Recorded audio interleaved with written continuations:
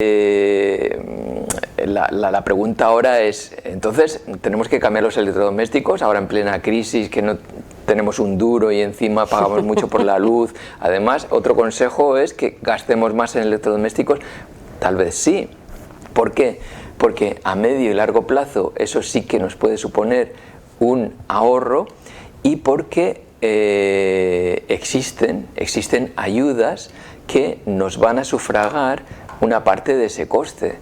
O sea, con lo que nos tendríamos que informar sobre las ayudas que actualmente concede la Administración para la renovación de electrodomésticos, porque entre esas ayudas y el ahorro que nos va a suponer el cambio, probablemente a medio y largo plazo eso también va a incidir en nuestra factura. Por eso otro consejo sería ese. Así que ya tenemos tres.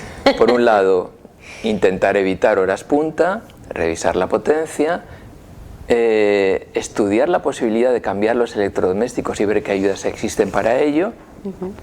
Y finalmente, un último consejo que sí que ya es más complicado, porque aquí sí que hay un coste económico bastante importante, sería el de intentar apostar por el autoconsumo. Claro, aquí ya es un coste que realmente no es asumible por todas las familias. Claro. Y no es asumible tanto desde el punto de vista económico como desde el punto de vista de la posibilidad técnica. Porque claro, si estamos en una comunidad de vecinos, a lo mejor la comunidad puede instalar placas solares, pero para el consumo de la comunidad, que tampoco es muy grande. Estaríamos hablando de la luz de la escalera, no sé si...